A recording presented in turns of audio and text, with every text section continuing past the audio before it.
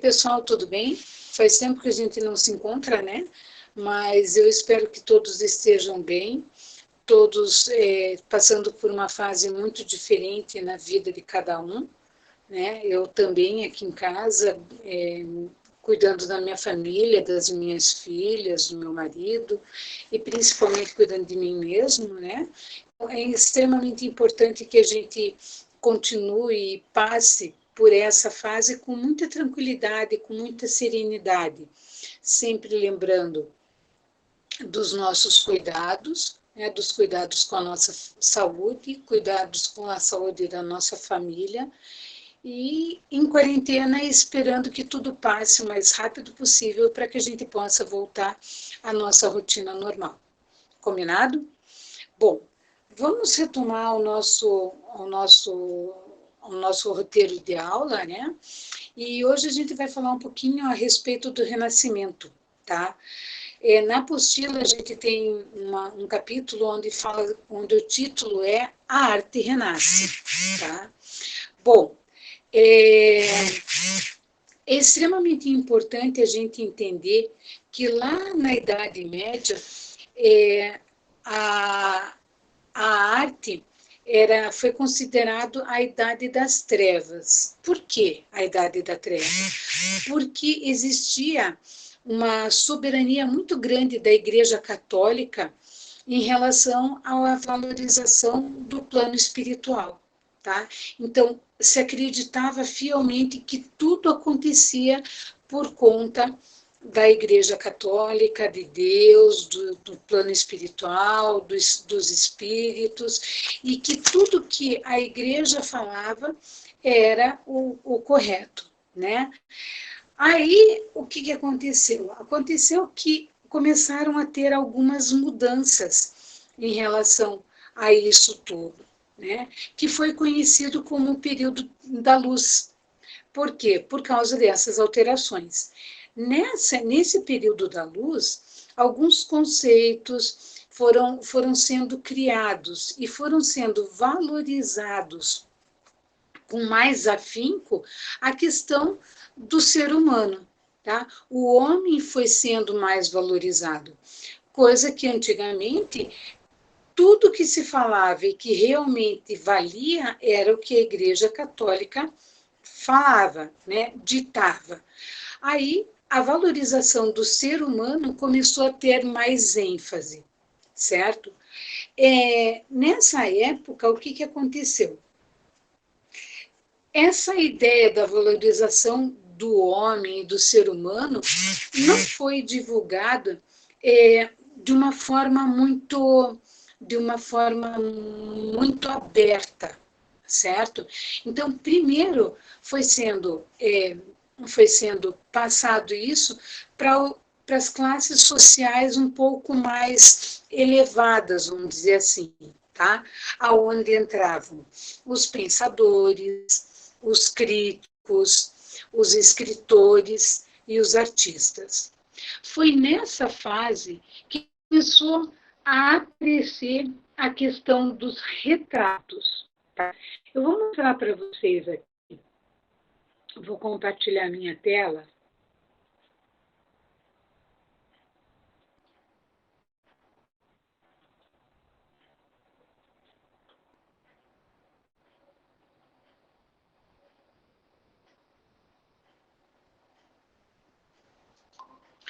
Então, vejam bem, o que aconteceu? Aqui a gente tem um autorretrato, tá? Foi nessa época em que os retratos e os autorretratos começaram a aparecer. Com qual finalidade que se tinham os retratos? Então, assim, as pessoas, essas classes que eu falei para vocês, pensadores, críticos, escritores, artistas, e o pessoal de uma classe social privilegiada, elas contratavam as pessoas, né, os artistas, para retratar tanto os cotidianos da vida familiar, as cenas que aconteciam nas casas, como as suas próprias imagens, tá? E essas imagens serviam como registro, como documentação, já que não existia a fotografia, certo? Essa pessoa que está retratada nessa imagem, o nome dela é Albrecht Dürer. Ele foi um alemão, tá? Um dos primeiros alemães que trabalhavam com a questão de retrato. Antes dos 13 anos, ele já era contratado por essas pessoas para realizar os seus retratos, né, para que ele pudesse pintar pessoas da sua família e até as pessoas que estavam contratando. Bom, o que aconteceu com isso? O Dürer começou a perceber que quem contratava os seus serviços eram pessoas mais afortunadas, eram pessoas mais importantes na sociedade. Bom, se ele representava essas pessoas, né, através do seu trabalho, ele começou a perceber que ele também tinha uma importância muito grande nas obras dele, tá? Na vida dessas pessoas. Então, se ele era importante e sem ele a sociedade não tinha os seus retratos, logicamente ele também era importante, né? Com isso, o que ele percebeu? Ele percebeu que ele também tinha direito de ter a sua imagem registrada, a sua imagem documentada. E essa documentação da sua imagem era feita por ele mesmo. Foi aí que surgiu, então, o autorretrato, certo? Então, vejam bem, a primeira série de autorretratos feitas pelo Dürer foi quando ele tinha apenas 13 anos. Tá? Antes disso, ele já fazia o retrato das outras pessoas. Mas a primeira série de autorretratos foi feito com 13 anos de idade. Logo em seguida, a gente tem um outro artista conhecido como Rembrandt.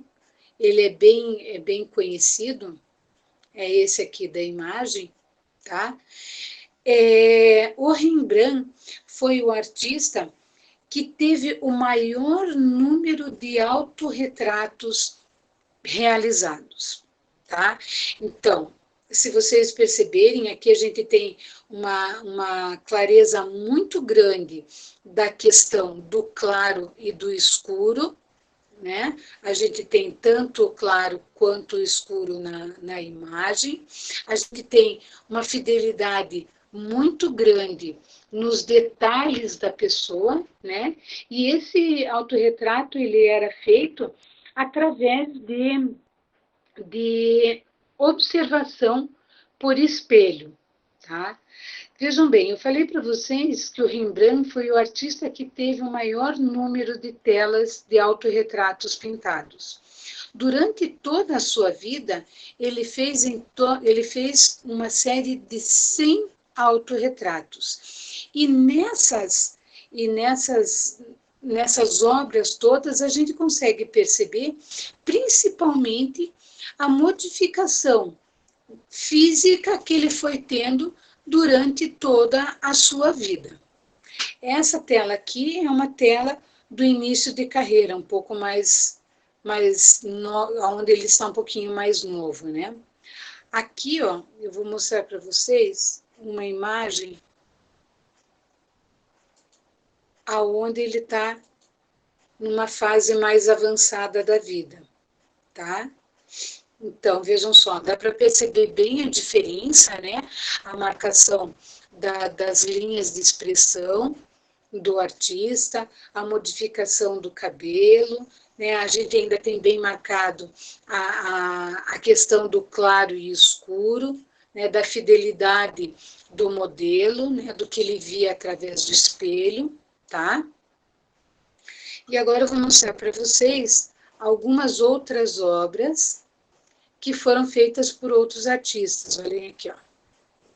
Esse aqui é um retrato bem mais recente, né, e num estilo que não pertence ao Renascimento.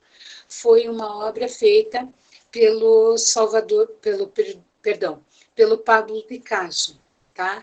Nessa arte você consegue perceber uma geometrização bem grande da forma, né? Uma planificação da imagem, da figura, da fisionomia da pessoa, né? Os membros os detalhes do rosto dessa figura estão todos planificados, tudo em um único plano, às vezes deslocados também, né? Que é um estilo de arte que a gente chama por cubismo, tá? Vejam bem que a gente consegue perceber umas pinceladas bem largas, né? E uma questão de cor bem marcada, bem diferente do que a gente tinha lá na questão do Renascimento. Aqui o artista tem uma liberdade de expressão muito maior do que tinha lá na época do Renascimento, que era muito fiel ao modelo que ele estava vendo, né? Que estava posando para ser representado. Tá? Aqui a gente tem um outro retrato num estilo completamente diferente também do Renascimento, que é um retrato feito pelo Salvador Dalí, certo? Esse retrato é um retrato dele do Pablo Picasso, certo? Então aqui a gente consegue perceber as diferenças do estilo de pintura tanto do Pablo Picasso, né, que é uma obra muito mais geometrizada, com o do Salvador Dalí, que é uma questão muito mais surreal, né? Ele traz questões do, do cotidiano dele, das observações de vida que ele tem, com a questão do imaginário, né? Então ele coloca ali, a gente consegue perceber que é uma questão da representação de uma pessoa, né? Só que tem muito da questão da imaginação, trazer coisas do mundo imaginário para a vida real, tá? Bom, vamos analisar agora um pouquinho essas duas obras aqui que eu vou colocar para vocês. Essa é uma obra do Botticelli, certo? Ela é o nascimento de Vênus, né? É uma deusa greco-romana e faz parte de uma obra mitológica. Nessa aqui, o estilo de arte também é completamente diferente daquela questão lá do Renascimento, né? Mas será que ela faz parte do Renascimento? Tá? Então, deixa eu mostrar uma outra obra agora, que é essa aqui. Essa obra, o nome dela é São Jerônimo, em suas pesquisas e estudos.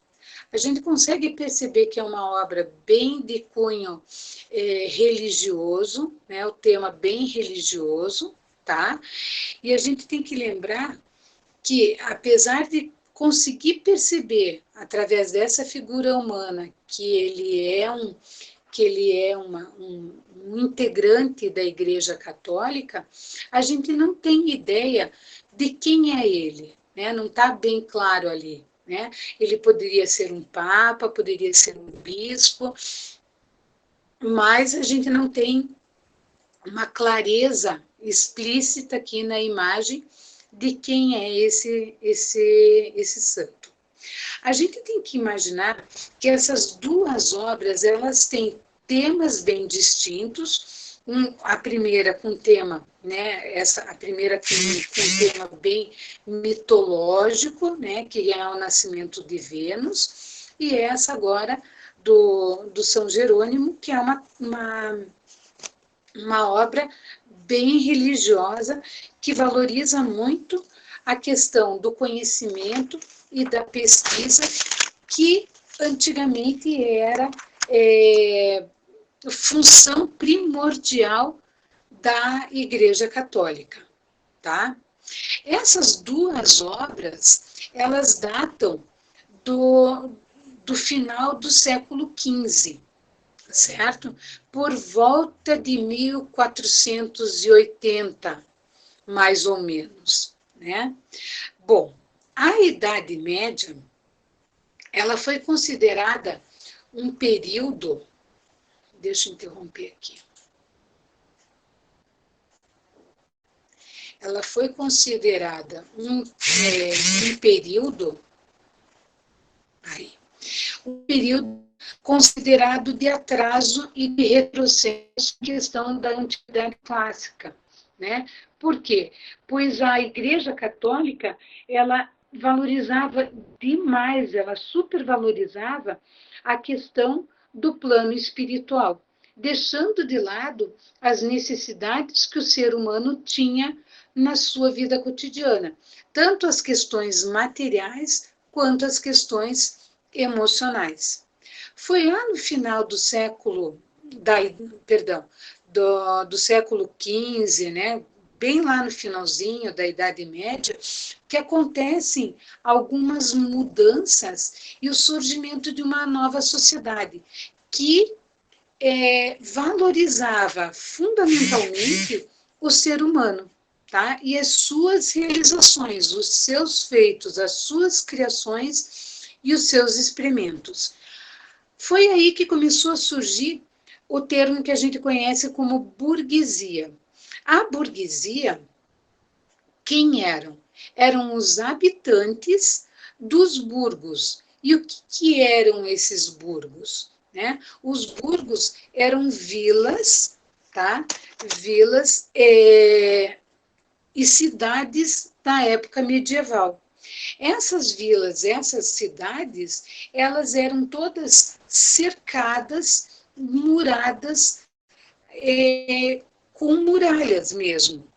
E elas se localizavam principalmente no entorno das estradas, tá? Para que facilitasse a questão de comércio que começava a existir naquela época, certo?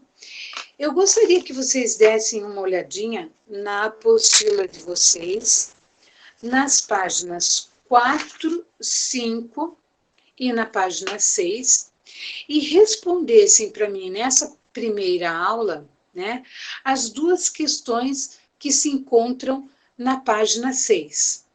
Tá? Então, tem um texto pequenininho ali onde fala sobre as conexões, tá? Leiam isso e respondam as duas questões da página 6. Combinado?